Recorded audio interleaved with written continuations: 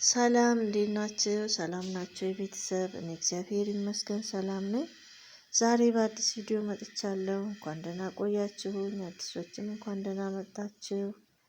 ሰብስክራይብ እያደረጋችሁ ቤተሰብ እንሆናለሁኝ። ዛሬ በጣም ቀላል ትንሽ ግብአት የምናዘጋጀው ጤናማ የሆነ ጣፋጭ ለልጅ ላዋቂ የሚሆን በሁሉም አይነት ማባያ የምንመገበው በዳቦም በእንጀራም ልንመገበው የምንችለው ጤናማ አዘገጃጀት ነው። ያዘጋጀሁት ግብአት ጎመንና አተር ክክ አዘጋጅቻለሁኝ። በእነዚህ በሁለት ግብአቶች ሌሎችንም ያለንን ቤት ውስጥ ያለንን ጨምረን እናዘጋጃለን። ሽንኩርት፣ ቀይ ሽንኩርት እያበሰልኩኝ ነው። በራሱ ውሃ በነጩ የራሱን ውሃ እስከሚጨርስልኝ ድረስ እንዳይቃጠልብኝ ተጠንቅቄ እናበስለዋለን። በአልጫ መልክ ስለምንሰራው ሽንኩርታችን እንዳይጠቁርብን እሳታችንን የምናበስልበትን ሙቀቱን ዝቅ አድርገን ሽንኩርታችንን የራሱን ውሃ ምጥጥ አድርጎ ከጨረሰ በኋላ ዘይት ጨምሬያለሁኝ። የኑግ ዘይት ነው የጨመርኩት። እሱን ደግሞ ሽንኩርቴን በነጩ አበስለዋለሁ ከዘይቱ ጋር ጥብስ እንዲልልኝ በቶሎ እንዲበስልልኝ እንደዚህ አበስለዋለሁኝ። ሽንኩርቴን እያበሰልኩኝ ከጎን ጎመኔን በጨው ባለበት ውሃ ላይ ትንሽ ገንፈል ለማድረግ ፈልጌያለሁ። የተጠቀምኩት አበሻ ጎመን ነው። ተቀንጥሶ ታጥቦ ቆንጆ ሆኖ የተቀነጠሰ ጎመን አበሻ ጎመን እሱን በፈላ ውሃ ገንፈል አድርጌ አወጣዋለሁኝ። ብዙ ጊዜ አይወስድብኝም ሽንኩርቱን እስከማበስል ድረስ። እሱን ገንፈል አድርጌ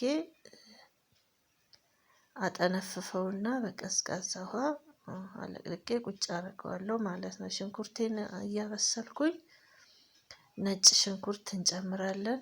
ነጭ ሽንኩርት ደቀቅ አድርጎ የተከተፈ ነጭ ሽንኩርት እና እርድ ደግሞ እርድ እንጨምራለን ለጣዕም። ጣዕሙም ለከለርም እርድ ቆንጆ ነው፣ ለጤናም ተመራጭ ነው። በተለይ ደግሞ እርዳችንን ቤት ውስጥ የምናዘጋጅ ከሆነ የተለያየ ነጭ ሽንኩርት፣ ዝንጅብል አድርገን ስለምናዘጋጀው ነጭ ቅመምም ጨምረን ሁሉን አሟልቶ የያዘ ለአልጫ፣ ለቅቅል፣ ለጥብሳ ጥብስ ቆንጆ አማራጭ ይሆንልናል። በተለይ ቤት ውስጥ ብናዘጋጀው ጥሩ አማራጭ ነው ማለት ነው። ጊዜ ላለን ሰዎች እርድ ቤት ውስጥ ስናዘጋጅ ቆንጆ ነው።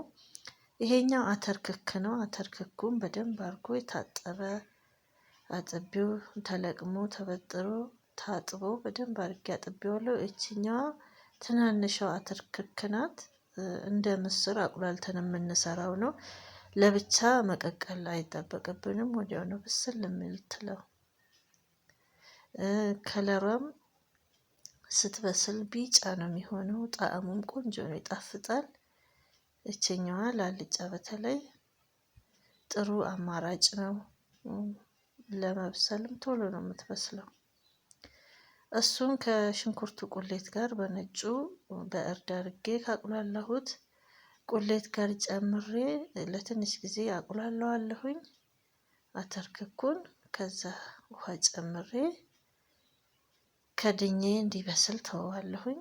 ብዙ ጊዜ አይወስድብንም። ወዲያው ነው ብስል ብሎ ከ10 እስከ 15 ደቂቃ ውስጥ ይበስልልኛል። ውሃ ጨመር አደረኩበት። ክድን አድርገነው ይበስላል። ጎመኑም አውጥቼ አጠነፍፈዋለሁኝ።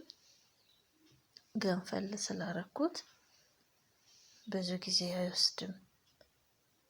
ይህ አሰራር ቆንጆ ነው።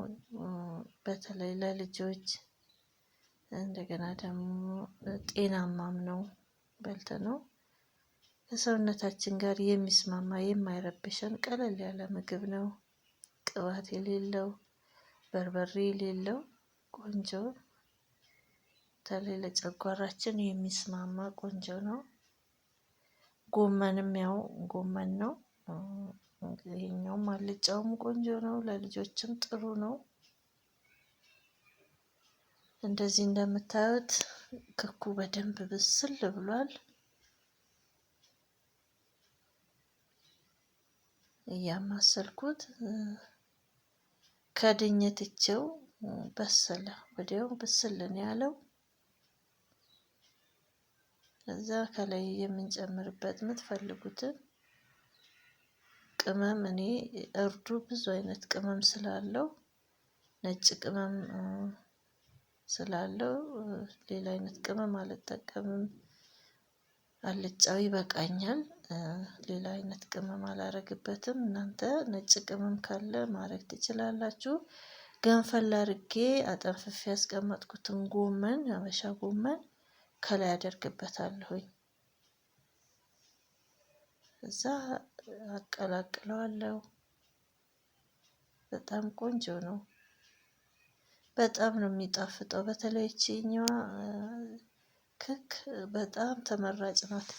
ጣዕሟ በጣም ነው የሚጣፍጠው። ውድም ብትሆን ቆንጆ ናት እቺኛዋ። ከዛ ከትላልቁ አተር ይሄኛው ተመራጭ ነው። ቶሎም ነው የሚበስለው። ለመብሰል ብዙ አያዳግተንም።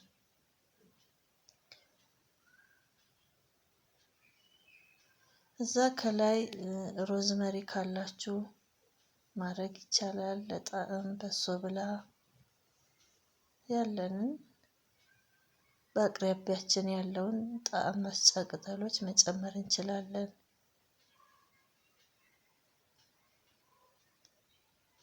ብዙም እንዳይቀጥንብን፣ ብዙም ደግሞ ውፍር ብሎ እንትን እንዳይል መካከለኛ ሆኖ እንደዚህ ለመመገብ እንዲያመች አድርገን እንተዋለን።